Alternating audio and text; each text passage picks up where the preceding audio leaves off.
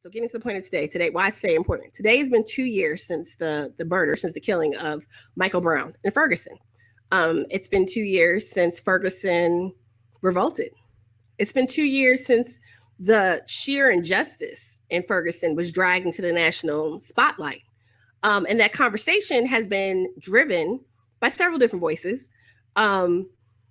But we have seen so many other incidences, right? We have so many other names that are now being held up, and there's so many more that never even make it to our mainstream news.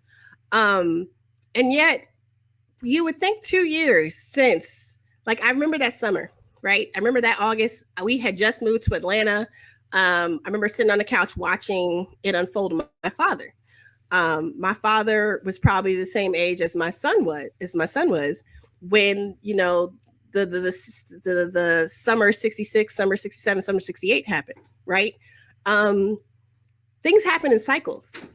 And how do we work on not just elevating this movement moment, as some people call it, this current cycle of awareness, of action? How do we leverage this into meaningful and sustainable change going forward?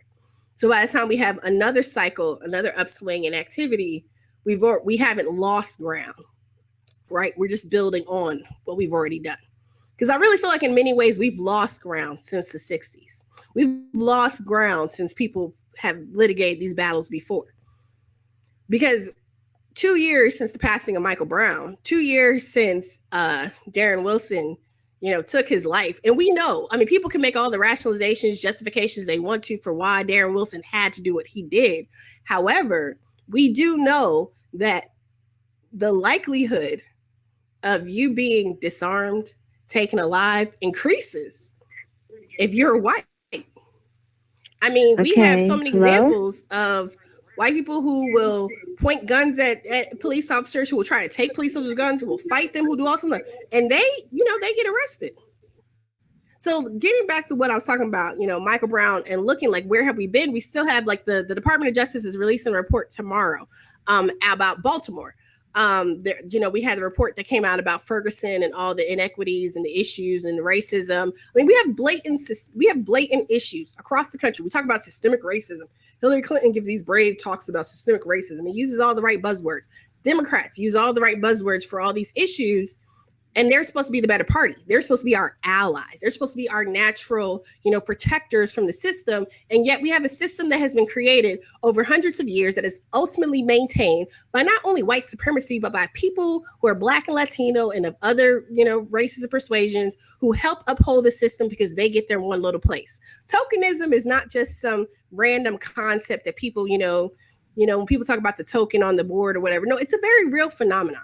You have people who participate in upholding white hegemonic structures and white patriarchal power, even though they are not white themselves.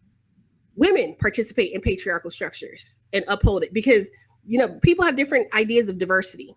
We look at people like Neera Tanden, who will tweet about, well, the left used to want to fight fascism. Yeah, the left I grew up also ended the Cold War and fought against manipulating and fear mongering. So we see all these issues and we have all these things being raised, and we have the language of movements being bastardized, so to speak, being manipulated to support these neoliberal agendas to uphold these systems of power that exist to keep most of us down.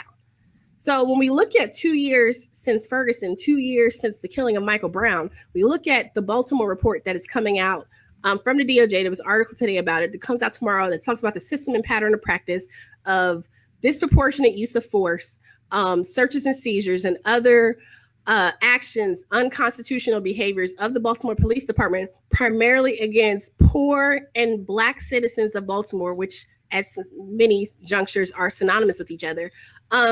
We have issues, and we have issues with our school systems, where we look at communities that are the most disenfranchised, have democratic, whether they're democratic held city councils, county commissions, state legislatures. We have districts, right? When you look at the districts of the Congressional Black Caucus members, how are they faring?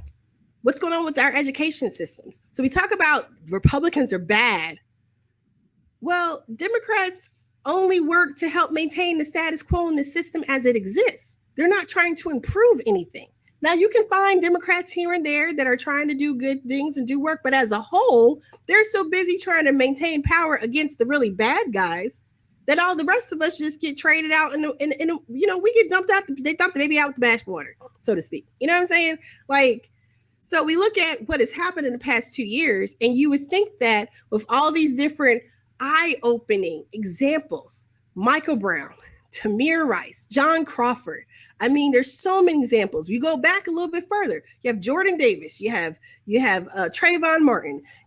I mean, there's so many examples. There's so many names. There's so many people, Black, Latino, Native American. I mean, the list goes on, right? You would think we would have moved the needle further on dealing with, patterns and practices of abuse that actually exist. All these consent decrees they come up with, and people want the federal government to step in. You do realize that the federal government standard in these cases is a lot higher than what can be done at the state and local level. There was a piece that came out from one of the Minnesota papers in Minneapolis. They've actually changed to some extent. They've changed their excessive force policy.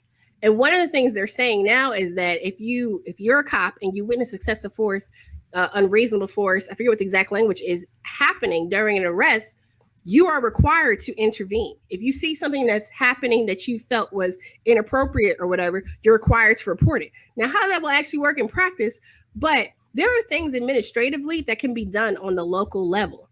That can be done. There are things that can be done with state officials. But instead, in the 2 years since Michael Brown's killing, we have seen an uptick in this push for Blue Lives Matter laws. We need to continue to stay outside the system. We don't need to have our movements co-opted and taken within the party, within the system, not anybody's party. I don't advocate for any party. That doesn't mean that you shouldn't support whoever you're going to support. I know when I say things like that, a lot of people get their backs up like, oh my God, you're not going to go green. No, I'm not here to save, create, help, support any party. When we talk about issues, we talk about policy, it requires all of us to work together to achieve these goals and aims across our communities, regardless of whatever party allegiance you decide you're picking or building up. I do think there are people who do need to be a part of parties and help build them up and give them the structure and support and vitality that they need to thrive and survive in this system. However, I do think that there are those of us who need to be objective and stay outside of party affiliations and alignments to make sure issues actually get addressed. Something like Black Lives Matter should not be co-opted by the Democrats, by anyone. And that's what we see happening. We have seen over this primary season, particularly with this whole creation of the Mothers of the Movement, which is something that was created by, Her Highness and not the movement itself, right? Like, in the 2 years since the passing of Michael Brown, we have seen this become a political issue to kind of toy around with, but we have not seen any real movement in terms of legislation. We haven't seen any real movement in terms of local, actual bills, passage, citizens. We've seen some incremental stuff. We have right now in Chicago, right? We have at Homan Square. You have the takeover of Homan Square right now. That is directly linked to the outgrowth of what happened after Michael Brown was killed. I mean, so we need to continue developing our movements. We need to continue putting that time and energy in, and we need to continue giving life to these issues, giving life to what would otherwise fall by the wayside, but for you and I and social media and our brothers and sisters on the ground who are doing the work that some of us wish we could be a part of, but cannot for other reasons.